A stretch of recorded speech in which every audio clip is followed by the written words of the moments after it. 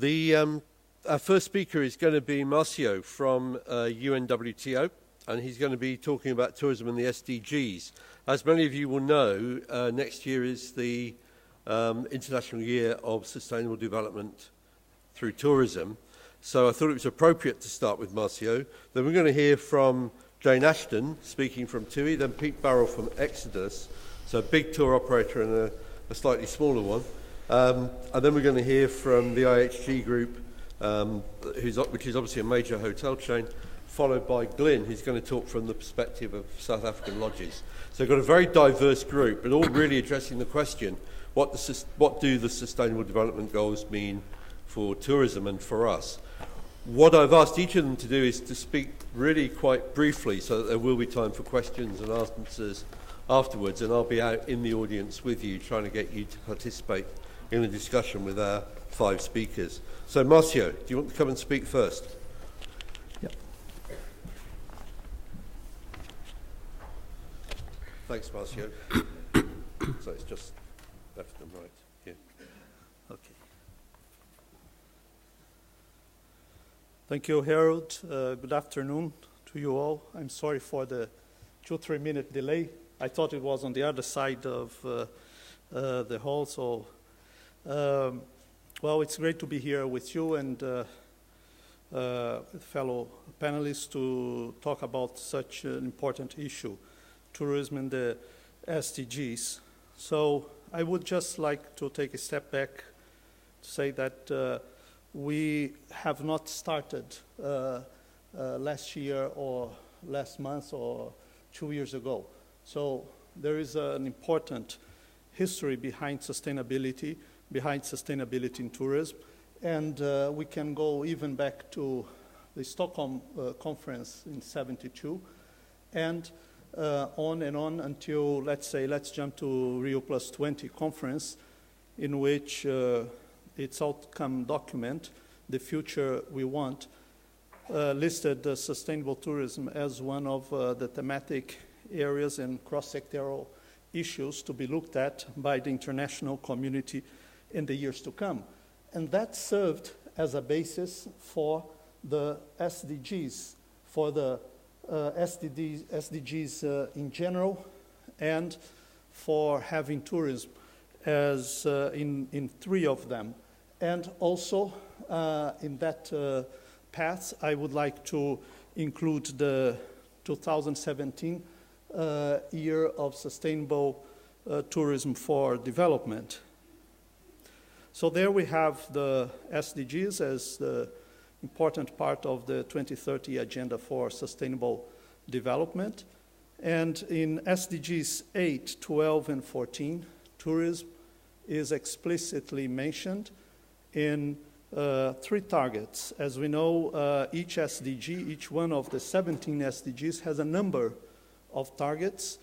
And in SDG 8, which is about economic growth and generation of jobs, the target 8.9 is refers to tourism. SDG 12 on sustainable consumption and production patterns, target 12B has tourism there because it's one of the 6 programs of the 10-year framework of programs on sustainable consumption and production, and SDG 14, which is about marine life, and tourism is also referred to in the target 14.7. But we know from UNWTO, and I think most of you would agree, that tourism can really contribute to the achievement of each one of those SDGs. Just to mention a few of them, climate change, tourism has an impact, but can also and should also contribute to the targets. On sustainable cities and communities as well. A few weeks ago, I was in Quito, Ecuador, for the Habitat 3 conference, and there we held a side event with the Minister of Tourism of Ecuador, in which we showed really showed the importance, the connection that tourism has with cities and how important cities are with tourism, and we explored this connection with the SDGs. So then I would like to mention the 10-year framework of programs. As I said before, it's there in SDG 12, Target 12B, and this is a program, one of the 6, as I mentioned, that is led by UNWTO, and with co-leads, and co-leads, the co-leads are France, Morocco, and Korea, and there are 4 program areas that we've been working on with the co-leads and all the other members that I showed in the previous template, which is integrating the sustainable consumption production patterns into policies, promoting the collaboration among stakeholders, fostering the application of guidelines, tools, and technical solutions in that regard, and also to enhance sustainable investment in our sector. Another initiative I would like to mention that is connected with the SDGs is the International Network of Sustainable Tourism Observatories. They have been established, the observatories were established by UNWTO in 2004.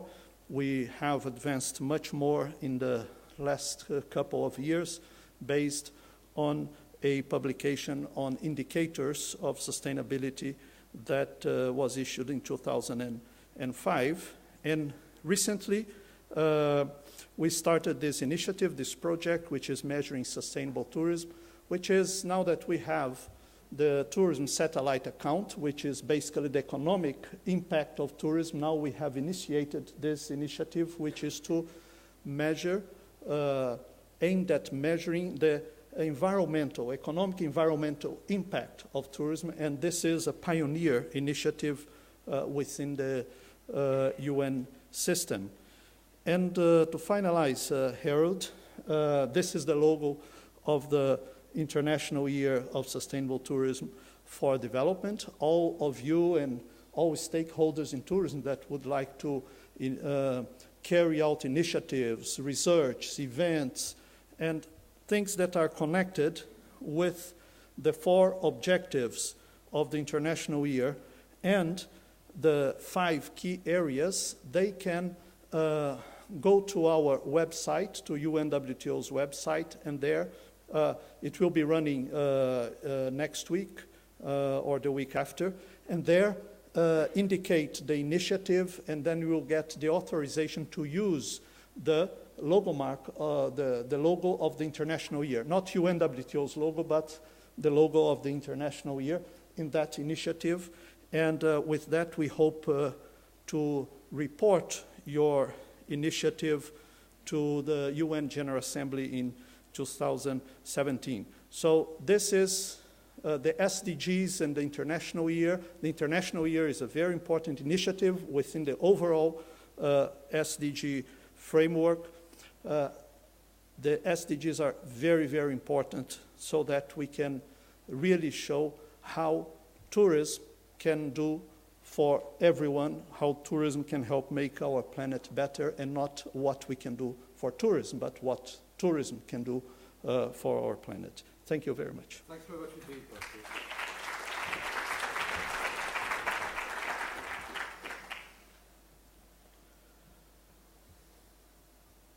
So that's the perspective from UNWTO. What I wanted us to do next was to hear from one of the world's, in fact, probably the world's largest tour operator, I think, Jane, from Jane Ashton, who is Head of Sustainable Development. How do I make this come full screen?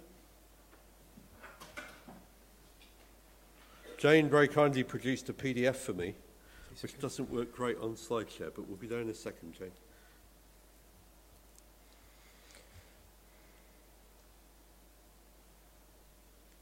Great. So, Jane, do you want to come and take us through what TUI is doing? Because what what Marcio has done is outline the broad international approach. What Jane is doing, we've lost it again.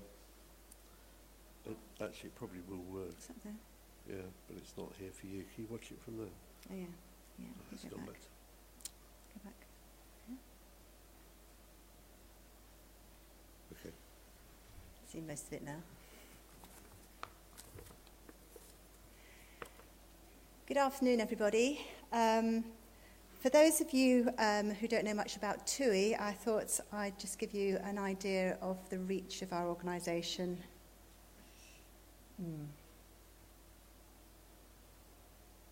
There you go. We're headquartered in Germany. We're listed on the London Stock Exchange, FTSE 100 company. We employ 76,000 people in 130 different countries. We own and run hotels, airlines, tour operators, cruise ships, retail shops. And so we have a massive environmental, social, but also economic and tax impact. So we really should be able to contribute to the UN SDGs, and we're just working out how we can actually do that. To be honest, when I heard that businesses would be expected to be reporting against the SDGs, I did sigh. We already have a lot of reporting that happens. We have to report to government on various issues. We have a lot of sustainable, responsible investment reporting. We lead the industry sector on the Dow Jones World and European indices. We're on the FTSE for Good for over 10 years now. Oops, lost my microphone. We recently made it onto the A-list for the Carbon Disclosure Project, the only travel industry company to do that. And we report annually to the UN Global Compact and a whole range of other reporting initiatives, as well as the annual sustainability report. So we do spend a huge amount of time reporting, and I'm always keen to have more of that time to actually focus on driving business performance, sustainable business performance. So the idea that we'd have another set of reporting requirements was yes, not the best of news. However, when we actually look at the SDGs, I think they're really encouraging. They've really introduced for us a global language and very visually compelling icons, which are really beginning to gain global traction. And if they can bring all the different parts of the tourism industry and destinations together and reporting and acting in a coordinated way, then that can only be a good thing. Unlike the Millennium Development Goals before them, they are focused on the developed as well as the developing world. And they truly embrace business, which is fantastic because business is obviously a huge proportion of global GDP. So as I say, an opportunity to align global and sectoral reporting. And unlike many of our current reporting initiatives and obligations, which tend sometimes to be more process-focused, more backward-looking, they really are focused on where we need to get to, what the end game is, so much more forward-looking, and therefore that's to be embraced. And outside of the travel industry, there's already some big companies reporting against the SDGs, which is interesting to see. Here's an example from the ICT sector, an example from Ericsson from the technology sector. So this is already beginning to happen.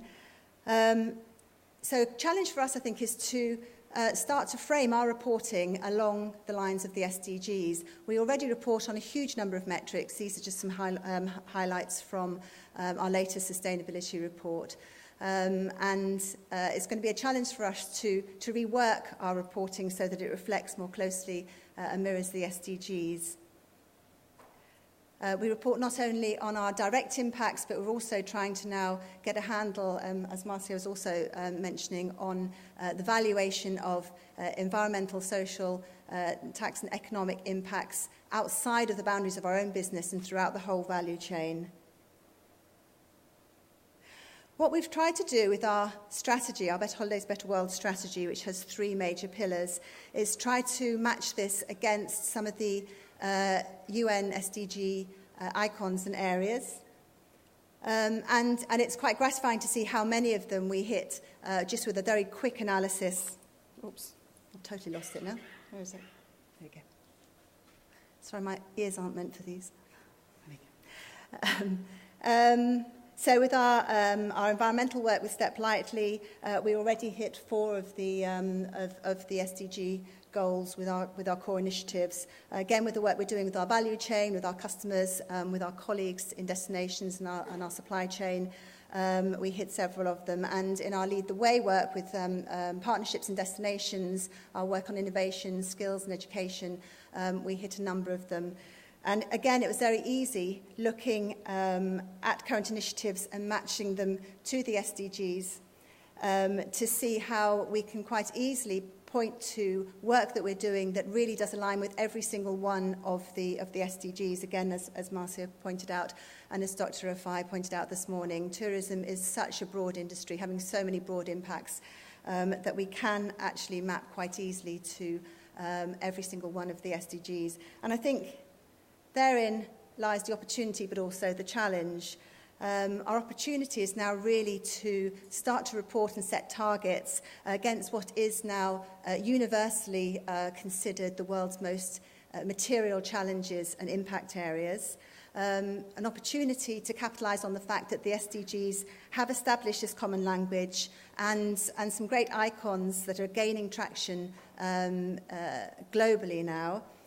But also a challenge for us to identify how we can leverage them to really target our work and not start reporting on huge numbers of more areas, but really get a collective understanding as to which of the major impacts and targets we should be focusing on, set targets, drive change, and report open and transparently on our measurements and performance against them. And if I could make a plea that those measurements, performance indicators that we use be somehow rationalised and coordinated with some of the other major reporting requirements we have. So the UN Global Compact, the GSDC indicators, some of the leading sustainability investment tools like Dow Jones, like CDP, etc. So that my team at TUI and other organisations that really want to focus on driving sustainable business can lift their head up from reporting and focus on that core issue. So thank you very much.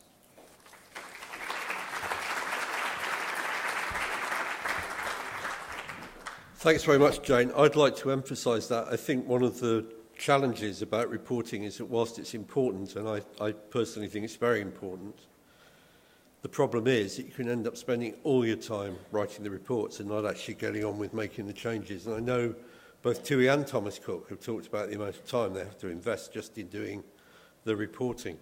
And that's a problem in a big company, but in a company like Exodus, which Pete Barrett is going to talk about now, it's clearly an even bigger problem.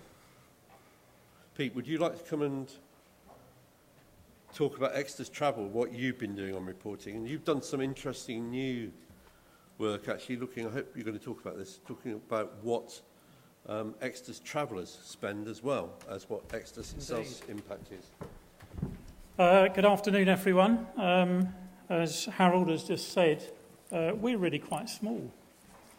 TUI is a vast organisation and a lot of challenges with them. We're a fairly small organisation, and I was just going to take you through very quickly. Which button is it?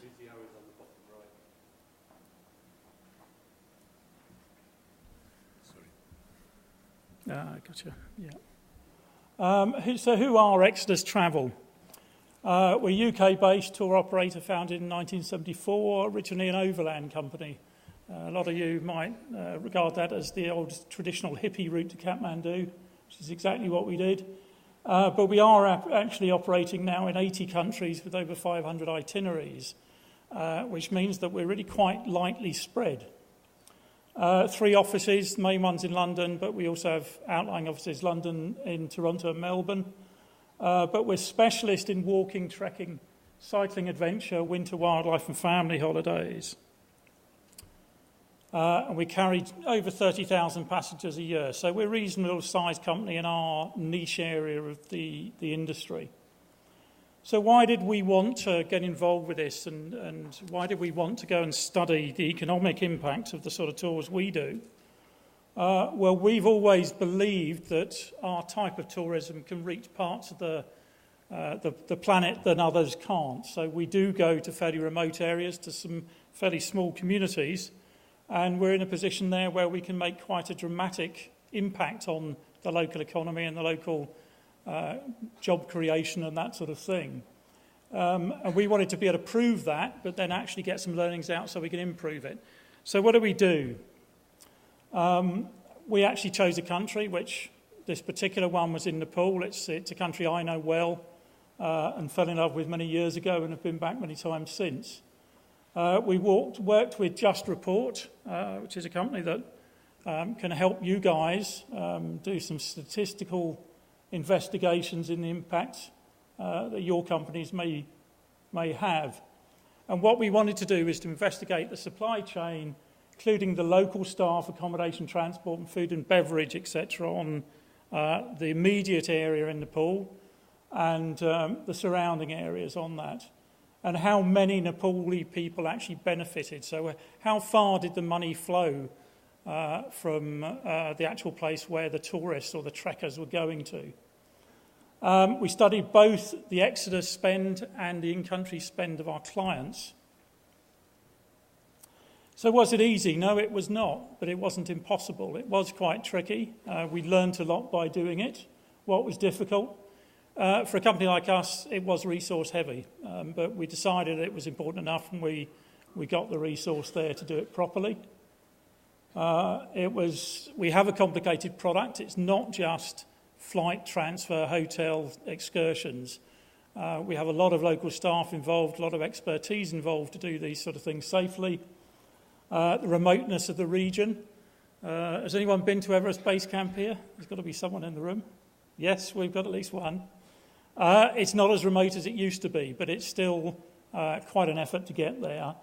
The openness and transparency. There was some conflicting interest with the locals at different levels. So our supplier didn't actually want to be hugely transparent about where his costs were, for instance. But we overcame that. We've got some strong relationships there, and we think we got to pretty much the truth on that sort of thing. And we were asking some culturally difficult questions sometimes, particularly around sort of gender employment of women in Nepal and things like that. And when it came to our customers, we had to remember they're on holiday. If you give them a great big questionnaire every night to fill in, they don't particularly like it. So learnings. Very swiftly, it did confirm a lot of what we thought. We have got in our power a great opportunity to really positively affect local communities on this scale. The supply chain expenditure was based on all the trips we monitored. We actually picked 6 different itineraries, 49% national expenditure, which means it stayed in Nepal, 15% local expenditure in the region, and 36% very local, so that was the actual village itself. Discretionary spending by customers added up to $350,000 in the year. Small scale, we know, but actually can make a big difference in those particular communities. And virtually all in-country expenditure stayed in-country when we measured it. Key trekking areas benefited most, but some spread out to other valleys because our staff came from the surrounding regions. They didn't all come from, for instance, the Everest region. Conclusions. Steep learning curve to go with the terrain in this particular thing. More positives, some surprises. We were surprised about how much our local customers did spend when we measured it. We do believe that our types of holidays are particularly good at this sort of thing and can do more. However, there's opportunities to improve. We believe we can increase the beneficial impact. We can design holidays to ensure the wider communities can benefit. We can actually proactively take tourists travellers to areas that need economic benefit, that are beautiful. And we've got an operator conference in London on Thursday of this week, and we're going to be spreading those learners to our range of operators around the globe, hopefully to most of the 80 countries we go to. So, thank you.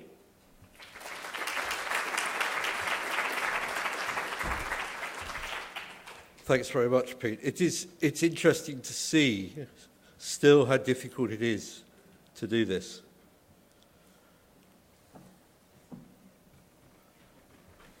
Just not get this escape. Which one's on? This one is Kate Gibson. So the next speaker is Kate Gibson, who's here from the IHG Group. Very different end of the market. Would you like to come and talk to us about how you measure sustainability? Okay, great. Good afternoon, everyone. I think one of the benefits of the panel that Harold's put together, I guess, is the diversity of points of view, very deliberate.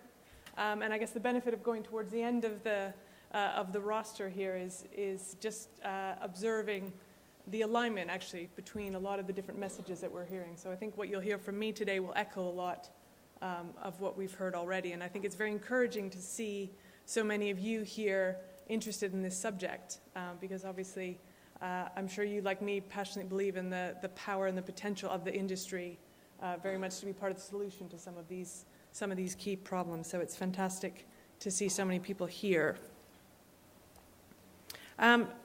Again, like other speakers, just a little bit about IHG, because oftentimes when I speak to people about my role, which is Vice President Corporate Responsibility for Intercontinental Hotels Group and IHG, many people are less aware of the parent company than they are of our individual hotel brands. So just a little bit about our business. So we are a FTSE 100 company. We are headquartered just in northwest London. Our brands are obviously spread around the world, and many of our brands you will have heard of, most notably Intercontinental, Hotels and Resorts, Holiday Inn, Crowne Plaza, and many others. We've got just over 754,000 rooms in just shy of 5,100 hotels, and we operate in close to 100 countries and territories around the world. Kemmons Wilson, who started the Holiday Inn brand, was one of the first, in fact, the first to develop the franchise business model, which is something that has quite a big bearing on the scale that we have achieved, the opportunity we have, and the way that we operate. So of the 5,100 hotels that are in our system, we own 8 of those hotels. We manage a further 800, and more than 4,200 are franchised properties, which does have a bearing in terms of how we operate, which I'll come on to in a second.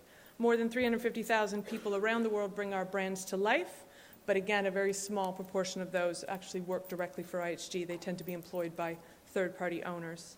And we have the world's first hotel loyalty program, 99 million members. Obviously we have, and it's similar to TUI in terms of the global scale, it comes with responsibility. Clearly we know in terms of our impact, our environmental impact, we do have a big responsibility there, but also a big opportunity. So one of the reasons why we are as big as we are is because of the business model we deploy and our international reach, and that also gives us great opportunities to drive positive change.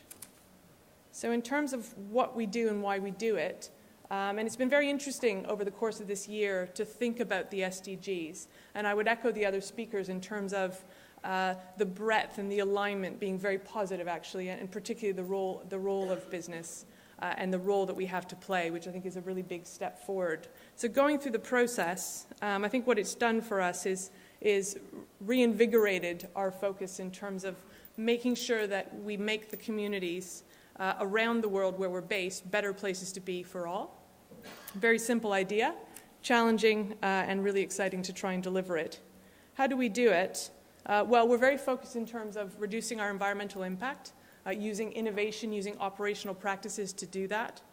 We're also very cognizant of the very local nature of hotels, And we're very much focused around helping to make more sustainable communities around our hotels around the world. And I'll tell you a little bit about how we do that. And clearly, we're big believers in the power of collaboration, which is another, I think, really great step forward in terms of the SDGs. So we're very much focused around engaging externally as well as internally with our franchise owners to try and amplify our positive impact. What do we do? Well, we have various programs that we run. We have an environmental management system called the IHG Green Engage system, which I'll tell you about in a second. We have a work experience program that runs globally known as the IHG Academy. We have a very long-standing focus around disaster preparedness and disaster relief, very much building on the key role that our hotels, which are predominantly in urban environments, can play in terms of helping to create more sustainable cities around the world. And I'll tell you a little bit about the IHG Foundation. In terms of our environmental approach, so our aim is very much to reduce our environmental impact without impacting the guest experience. The IHG Green Engage system is a global brand standard, so it's in all of our hotels globally. And more than 110,000 individual green action items have been completed by our hotels. We do work with our third-party owners, and it's very much around reducing their impact, increasing their profitability, and driving sales as well. We have a growing focus around water stewardship, working with the Water Footprint Network. And we also have a growing focus, which I think is, again, something the SDGs really allow us to do in terms of engaging guests in terms of driving more sustainable behaviors in our hotels. In terms of our approach, in terms of local communities, we know that hotels create lots of jobs. We know those jobs have the potential to be accessible, and we know that it's a real potential positive force. So we have an IHG Academy running. We have over 1,800 programs running globally, and those are very much around opening up the doors of opportunity for all. Conscious of time, so I'll go quite quickly through the rest of this. We are very focused on making sure our hotels are ready and able to respond in times of disasters. And from 2011 to 2015, we responded to 65 disasters in 26 different countries. And in terms of how we measure, we have our targets here. And finally, in terms of the IHG Foundation, which was launched in February, that aims to bring together the approach and is very much focused on creating more sustainable communities around the world.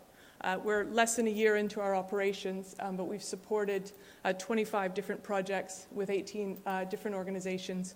One to mention just here, just because it's topical, is I recently had the opportunity to go to the Central Philippines to announce a grant with CARE International around disaster preparedness for communities impacted by Typhoon Haiyan. And obviously, as today is the 3rd year anniversary of that disaster, it's quite topical.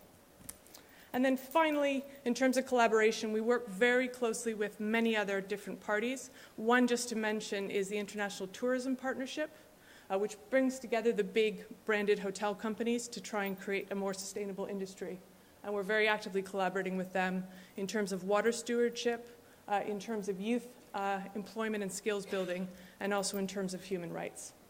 So that's just a little bit of a whistle-stop tour, and look forward to questions later. Thank you. Thank you very much indeed.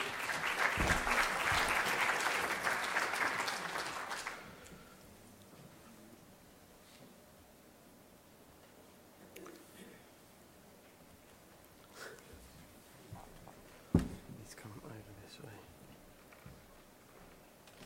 Which one's the next one? So the final presentation before we go to questions, and there will be a brief amount of time for questions if Glyn talks quickly, is House Lodge in northern South Africa, actually in the desert. But you've been doing some interesting work monitoring the impacts of your business up at House Lodge. Hi, everyone. I think one of the challenges for me is to be speaking about an individual tiny property. 24 beds instead of 500 and however many thousand is quite daunting. But nevertheless, I think the impact that it makes is significant, and that's what I want to share with you. It started out as a consequence of a land claim by the Khumani San and the Meer community. The Khumani San are better known as the Bushmen. It's located in the Kgalagadi Transfrontier Park. I don't have a pointer here, but if you look at that single dot up in the top northwest corner of the slide, you'll see that that's where Coast Lodge is. It's located inside the Transfrontier Park between South Africa and Botswana. And just to contextualize it, we travel 720 kilometers to go shopping at our shopping mall, which is a little different to what most of you do. We travel over 91 sand dunes. The address of the lodge is Dune 91 off the Awab River Road, Khalakadi Transfrontier Park. It's a 4x4 track that we take to get there. So how does it contribute to the Sustainable Development Goals? And can it contribute to the Sustainable Development Goals? Because for me and the people in our company, one of the most critical things is job creation. Jobs, jobs, jobs, particularly in remote, poor rural areas. And this lodge is situated in a very, very poor area of South Africa. That was what it was like when we first looked at it. It had been abandoned in the desert. It was built as a consequence of the land claim. And the mayor of the Meer municipality, and this is a translation from Afrikaans, told us that it was a white elephant.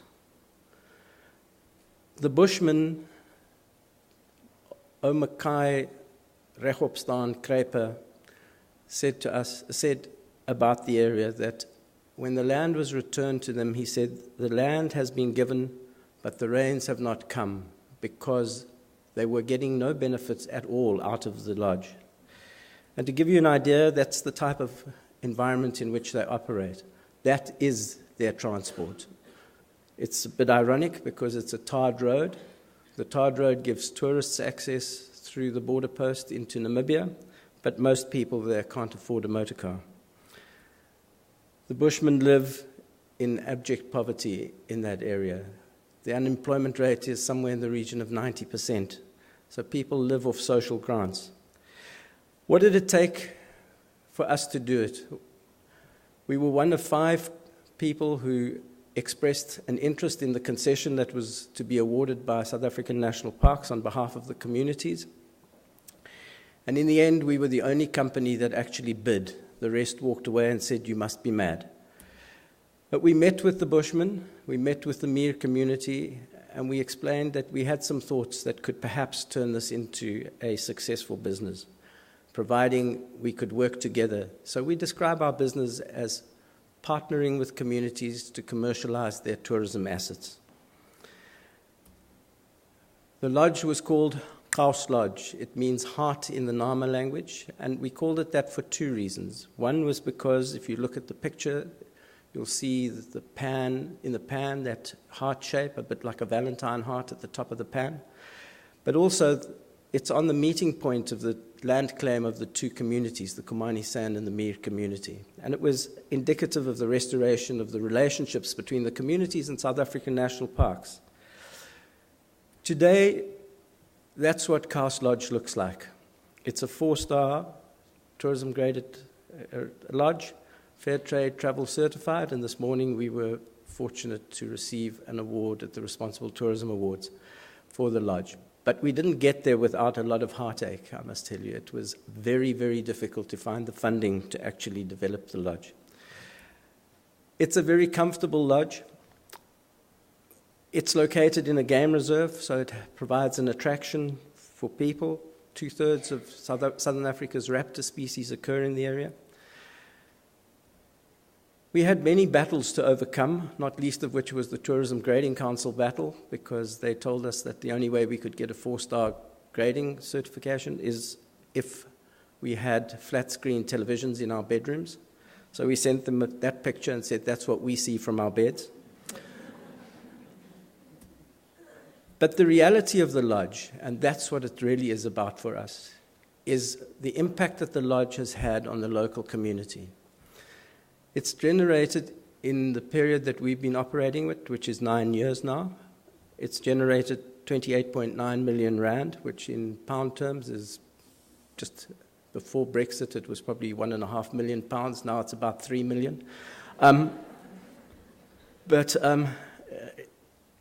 And we've created opportunities for people to use their indigenous skills to earn an income in a modern economy. And one of the challenges we always have is when our guests arrive and see the Bushmen dressed in traditional Western clothes, they sometimes are disappointed, and we have to remind them that sadly, if they'd arrived hoping to see the Bushmen as they lived 100 years ago, then actually they've arrived 100 years too late. But what is really important for us is that we recruit everybody from the local area. So we provide training for our guides, and we're very proud of the fact that we have the first woman accredited guide in the entire area. She comes from the local community. She started as a housekeeper, and she's a senior guide. In addition to that, there are people who visit the lodge who are amazing. One of them is a chap called Richard Curtis from the UK, who, having eaten in the lodge, said that he was a chef, in fact, a teacher at a chefing school in Northamptonshire, and he invited the lady sitting on the left-hand side of that picture, my bearing's right, to spend 6 weeks here in the UK, and amongst the places she worked was at the Mercedes-Benz Formula One engine factory, where she was involved in producing meals for the staff there. And so, in a way, we've gone from a place with no rain, where there was nothing and the Bushmen were earning nothing, to a place where, as this lady said when we were sitting around the fire one night, by day we see the world, meaning the guests who arrive at the lodge from around the world, and at night we see the universe. But how do we measure this? And these are my last 2 slides. Over the 9 years, the economic value that we have created in that area, we record on a monthly basis in what we call our Gordonia statement. Gordonia is the region in which it falls. And you can see that from a turnover of 33 million rand, 28.9 million rand of that is spent back in the economy, the local economy. That is a huge amount of money. And not only do we spend 28 million rand back in the local economy, but if you look at the line that says staff remunerations, the 6.8 million rand there, our staff don't spend their money in Johannesburg or Cape Town or Bloemfontein or Durban. They spend it in the immediate surrounding area. So that money is recycled in the economy. And as a consequence, you can see that 86% of what we generate is actually put back into the local economy.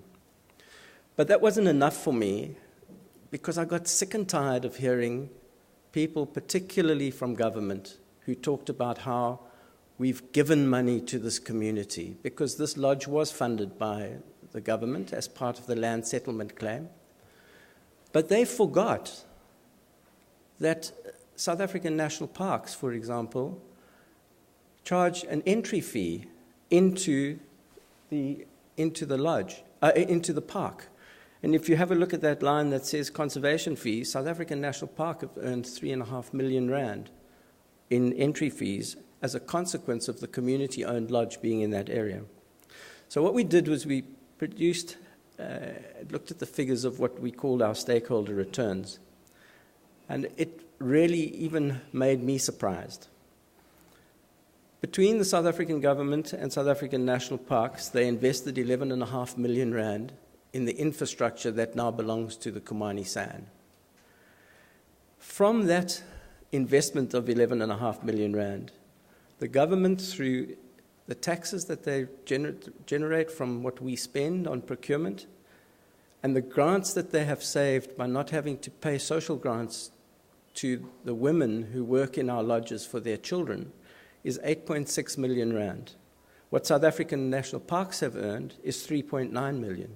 If you add those 2 figures together, they're 12.5 million. So after 9 years, the government and South African national parks have not only had their money back, they've had 1 million rand profit, and they will continue to profit forever from this lodge. If you look at the community have earned around 12 million rand. Local businesses have earned 12.9 million, and tour operators, given the commission structures that we pay, have earned 8.2 million rand. Those are significant returns against a 33 million rand turnover. And we as a management company have invested 3.9 million rand. and we've had back 2.16 million as a return. So the real question that I guess I'll leave you with is a rhetorical one. Is it a model to be replicated? Because there are a lot of people that have earned a lot of returns, but one day when I met the minister, the now Minister of Tourism, in his office to talk to him about funding for Cast Lodge, and I said to him, one day people will judge whether we were ahead of our time or whether we were dearly in need of psychiatric help. He looked me straight in the eye and said, Glyn, it is definitely the latter. Thank you.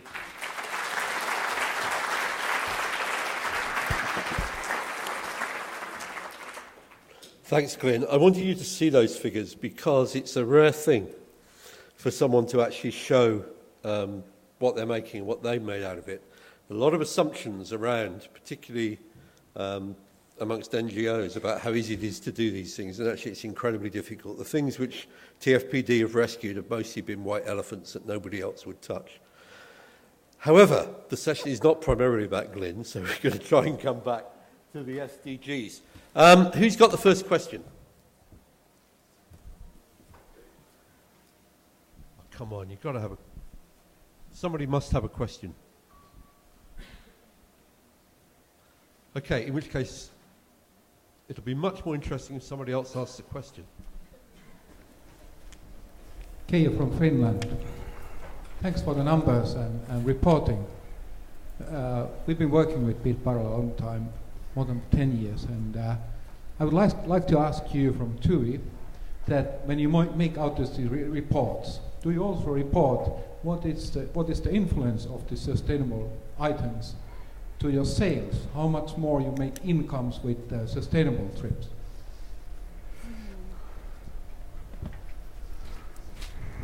This one I can't. It should just... Turn the mic on for Jane. Should be on. Well, we don't really differentiate between sustainable and non-sustainable product in that we're trying to drive sustainability throughout all our holidays. We, as a contractual standard, request that all our hotel suppliers, hotel suppliers subscribe to and achieve a GSTC recognised certification. We drive environmental best practice throughout all our own operations. So sustainability for us shouldn't be niche. We're trying to actually influence the whole of the supply chain. So no, we don't charge a premium for more sustainable holidays. What we do see, though, very clearly is that hotels that are performing best on sustainability metrics, which are offering, treating their people well, have good environmental practice, offering more local food, more authentic experiences, they do have higher satisfaction rates. So we do see a correlation between best practice and customer satisfaction, but no premium.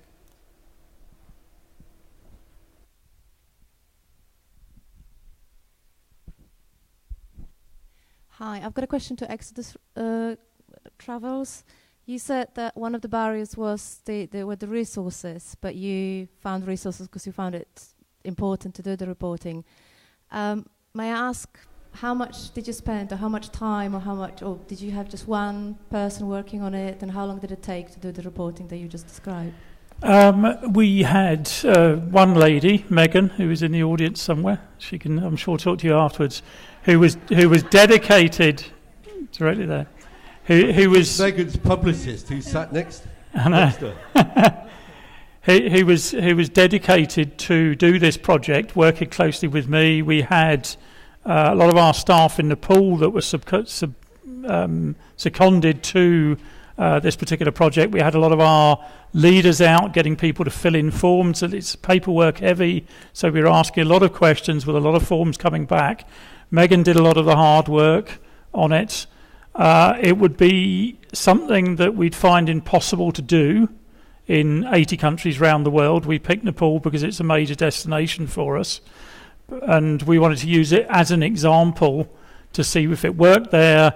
We've now got to decide what we do as the next part of this project. As I said in the presentation, we've got an operator conference on Thursday where we're going to be sharing some of the learnings and challenging some of our other DMCs to actually go and do some of their own research on this and find out exactly how much is being spent in their destinations and in the more remote communities on it. Glenn, before I come back to the floor for questions, do you want to comment on how you're going to try and mainstream what you're doing? It's in a sense you're two similar sized businesses, and what you're going to do, Glenn, I think, is to mainstream this within your company accounting structures. Yes, I think what we're trying to do is to link it to our accounting. As I said yesterday when we spoke, that not everything that is generated through the presence of a lodge is actually part of what we generate. So we have to, in certain cases, make certain assumptions. For example, the money that goes to South African national parks doesn't come through our books of account. But what we do know is we know exactly how many bed nights we have. We monitor whether we have a foreign or a local tourist because they have a differential pricing structure. So based on that, we're able to very reasonably and reasonably accurately calculate the contribution that the presence of that lodge makes to the area for someone else. The same thing that when it comes down to things like tips. Now, we're getting into more of a mainstream. The tips, the gratuities that our staff earn don't go through our books of account, but what we're doing is recording what they are receiving. So all of the gratuities go into a box, and at the end of the month, the box gets opened, and we then record how much has been generated from gratuities. But yet, to the extent that we can pick up whatever it is out of our general ledger, we do that because it just makes it so much easier to do the reporting. But then we're not an organization of the size of the TUIs or the IHG, so it makes it easier. But it is really, really important in the environment in which we operate to be able to show to both the government and the communities what the contribution is that the lodge is generating, or the camp, or wherever it is, and what it means to the economy of the wider region, as opposed to just the individuals in particular areas. Can I just ask of IHG, you've got all those franchises. How easy is it to get them to play? Because when I talk to people like you, you and I haven't had this conversation, but when I talk with people like you, they say it's quite difficult to sometimes get the detail of how much they're actually paying for staff in the hotels. And I guess TUI has the same issue when you're using a hotel and Exodus as well. You know, there are reasons not to tell you what they're paying. Yeah, I mean, I think the franchisee-franchisor relationship is, you know, it's a brilliant one, and it has allowed, you know, the spread of the branded hotel industry around the world, you know, which is a good thing and has allowed for scale. But yeah, definitely it's you know, yeah, it's not always as straightforward perhaps to get as much of the information as you might like. I think the one thing that I would say in terms of our business model and how it impacts our approach is the things that we're doing in terms of sustainable development need a very clear business rationale as well as a societal rationale. And that's very clear, because at the end of the day, you're driving change through a business like ours is very much around influence. It's very much around inspiring action. But it also requires benefits on multiple different levels, which is why our approach is very targeted. And it's very much around taking the things that our industry and our business does and amplifying them, as opposed to doing something completely on the side. And that's something that we've been very deliberate and very focused for a number of years. And so it's very much around embedding that across everywhere that we operate. So it has to make sense for the business. Jane, do you want to comment on this, or would you rather pass? Well, I was nodding when you pointed at me, just because it is a challenge to persuade the supply chain when you actually don't own the supply chain to engage with sustainability. That's why we use an independent tool which we've developed with our ABTA peers over the years, called Travel Life mostly, which is a sustainability certification tool for hotels. It's a contractual obligation, but it's still hard work to persuade the hoteliers to subscribe, to make progress, and to get to certification standards. So it's an uphill struggle. I think the latest figures, probably about 1,400 of our suppliers are now at a certification level, but that's taken a good number of years. And Peter, it was a really big stumbling block for you, wasn't it? Despite the closeness of the relationship with those operators in Nepal, it turned out to be quite difficult to get that data. Yes, and on several different levels. So, leaders going on about tips and gratuities and things, leaders don't particularly want to own up to say how much they got from our customers, because they think it's going to affect badly on them, whatever which way. Where you're using lodges in the Everest region, for instance, it's very difficult for them to actually say how much has been spent in their lodge. Whether they're actually paying any tax is another matter on it, but it's that sort of effect. So it is quite difficult to get an accurate thing on it. I think the way we look at it is we want to spin it the other way around and actually say, guys, if you're cooperating with us and we can prove that our sort of tourism does better at this, we can then use that to market that better, and you will get more customers.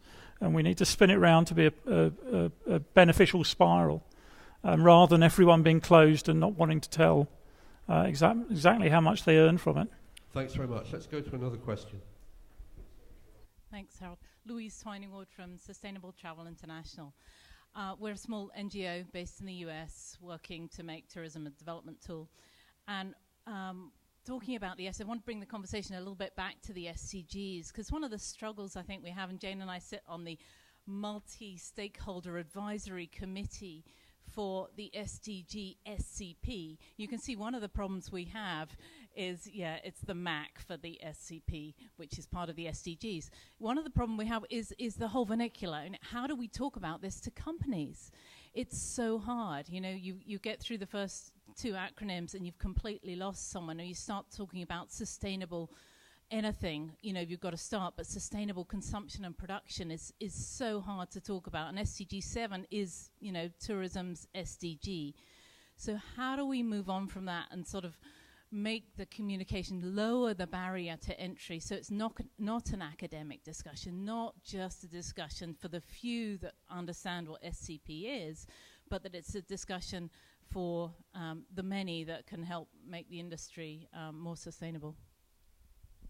Do one of you want to have a go at that? Jane, you're on that. What is it called? No, don't tell us. But you're a member of it. Yeah, no, I mean, I hope there will be some more work over the next couple of years in particular to start to rationalise this and to make it more accessible. As I say, I think the icons and the 17 areas are great, very simple.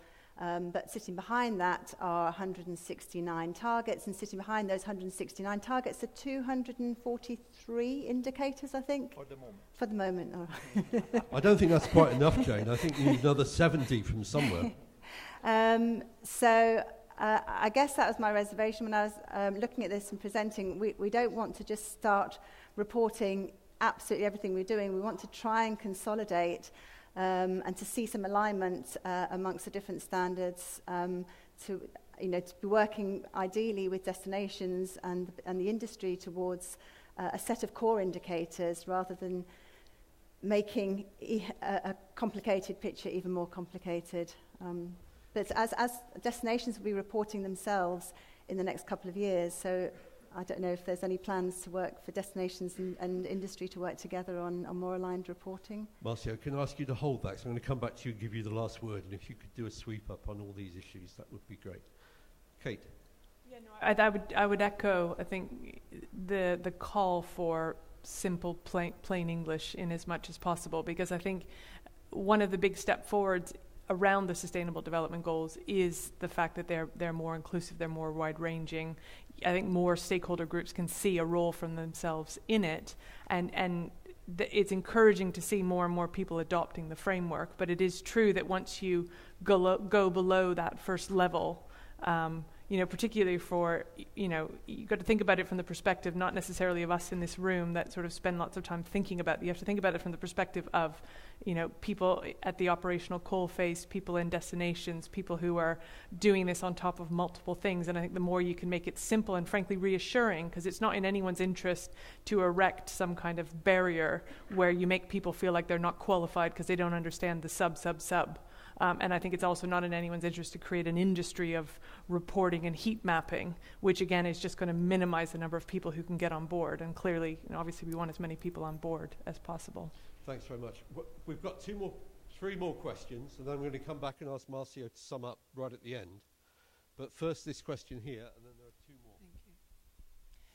I'm Snezhka Richter from Greenheart Consulting, but I would like to ask a question on behalf of SCAL International, as I'm part of SCAL London, and it's to Mr. Favilla.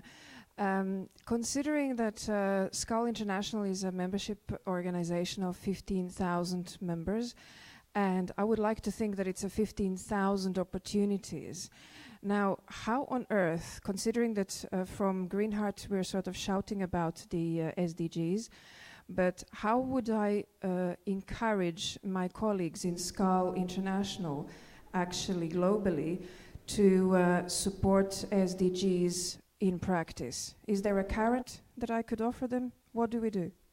Thank you. Marcio, can I ask you just to hold that, and we'll come back to it at the end, because I do want to give you the last word. There's a question here.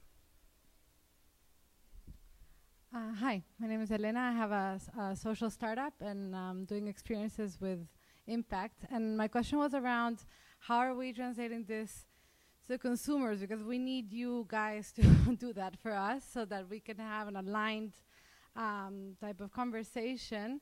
That, I go mainly for millennial travelers who don't really care about certifications, don't really care about reports, and we just want to be able to talk about the same thing. And so in that sense, what are you doing for the consumer perspective, and how could we simplify it and make it more sexy somehow? Who do you want to ask that question to? The bigger ones, I guess. The bigger ones. That's me, obviously.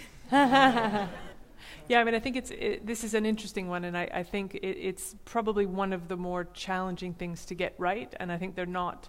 You don't see too many leading lights, I think, in our sector in terms of actually speaking to the consumer in that very plain, engaging way. I think particularly in terms of the branded hotel industry. I think one thing that's interesting is it's no longer a niche issue. We know that the vast majority of travelers, millennials clearly included, but also, frequent business travelers, older folks, everybody, cares about this, but not in that technical way. So we've been experimenting from our standpoint with a few things. We have a program called A Greener Stay, which is in our US estate at the moment, around rewarding travelers that adopt more sustainable behavior with IHG Reward Club points. So what's nice is it's a benefit for the consumer, and it's a benefit for the environment, and it's delivered in a very plain way. It's not guilting anyone. And I think another area that we are experimenting with as well is with the launch of the IHG Foundation. Our IHG Rewards Club members can also donate to that. But I think it's also very much around at the local level. So it's around empowering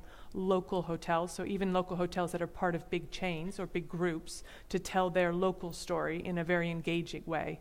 And I think, there's great movement there. I think there's more to go. And I think the most encouraging thing is actually that consumer pull has the benefit to accelerate so much change in terms of companies. But it's still not possible, is it, for me to know which hotel, if I'm going to an arid area, I still can't tell which hotel I should stay in because it's using less water than any of the others. With all the sophistication, you won't tell me that. Not you personally, but you, the industry. Jane, do you want to comment? Echo what's just been said. I think it's still work in progress, and we're working hard on it at the moment to try and find engaging conversation with the customer as to how we can really bring this into appearing like a premium preferential product.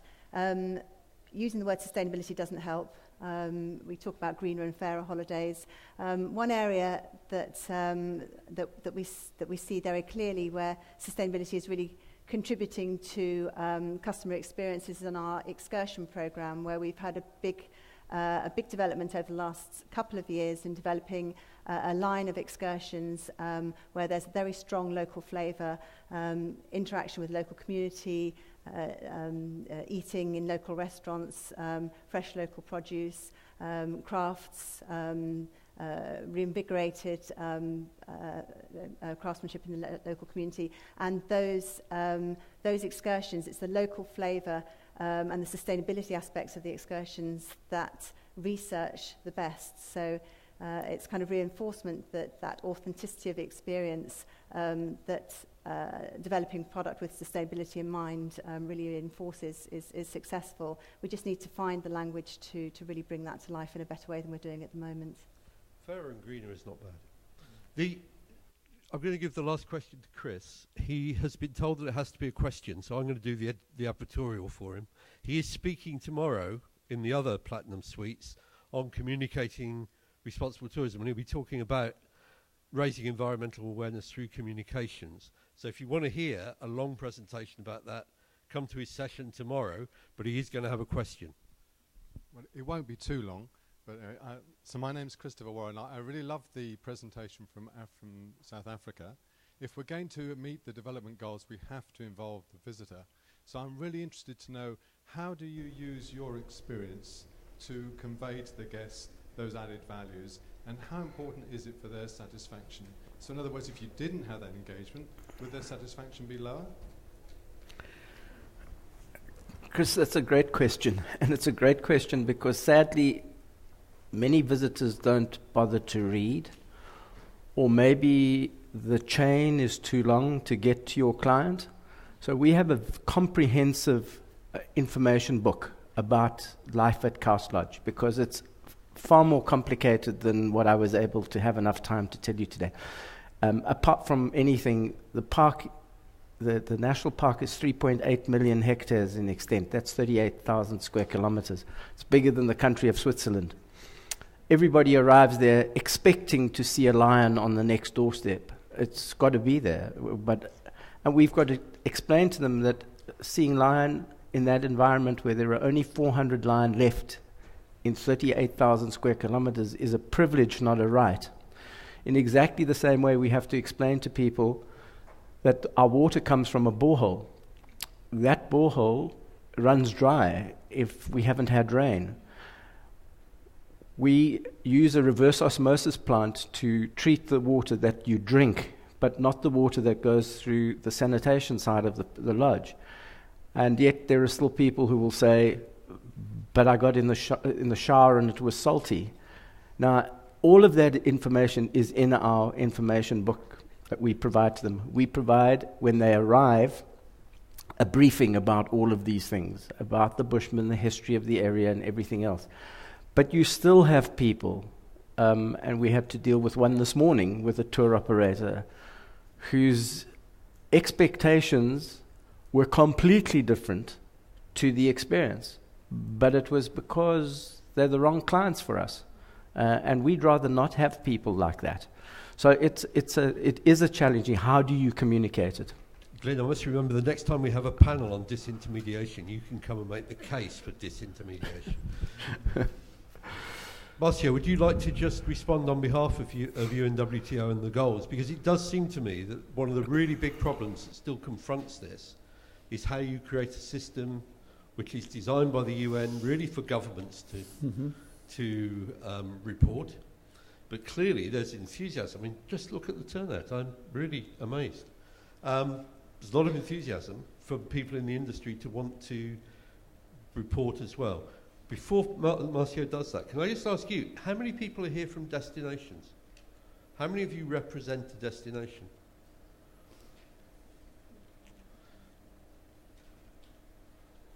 I don't need to make the point. There's very few people from destinations in the room. Marcio, yes, you have the last word. Thank you very much, Harold. This has been a 1 hour discussion, a very rich discussion, and I think we can clearly see that no matter how big you are in terms of your business, you can do a lot. And that's the beautiful thing about it, about tourism and the sustainability. As we grow and will continue to grow our sector in terms of international arrivals, in terms of domestic tourism, let's just remember here that this year in 2016 we will surpass the figure of 1,200,000,000 international arrivals and more than 7 billion domestic tourism trips. Each trip counts. So we can have, as we say at UNWTO, 1,200,000,000 disasters, or we can have 1,200,000,000 opportunities. And we've heard this here. And the bigger we are, the more responsibility we have individually and collectively.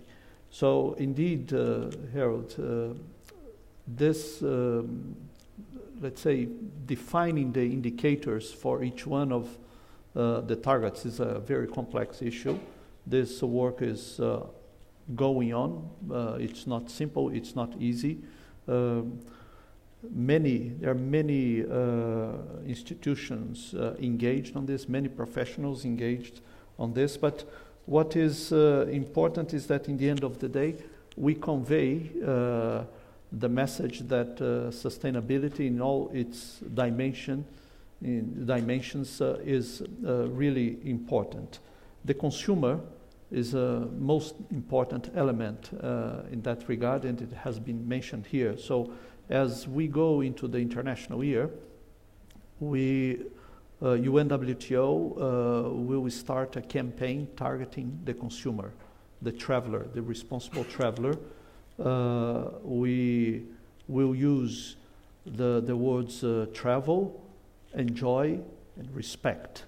Travel, enjoy, and respect.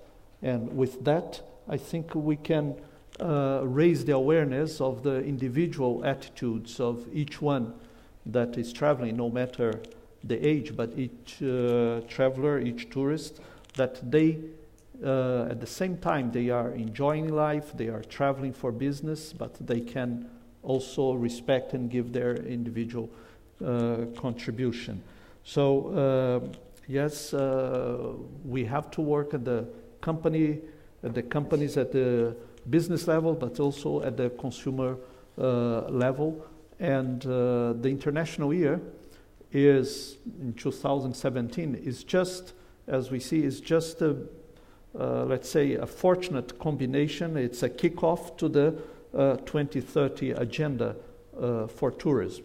And I'm sure that down the road, before we reach 2030, we will not talk about sustainable tourism anymore. We'll just talk about tourism, because we will have reached a point that it will not be necessary to be repeating the word sustainability or sustainable, but just tourism, because people will understand that we are doing the right thing. Marcio, thanks for ending this on a very positive and optimistic note. Could I ask you to thank the panel?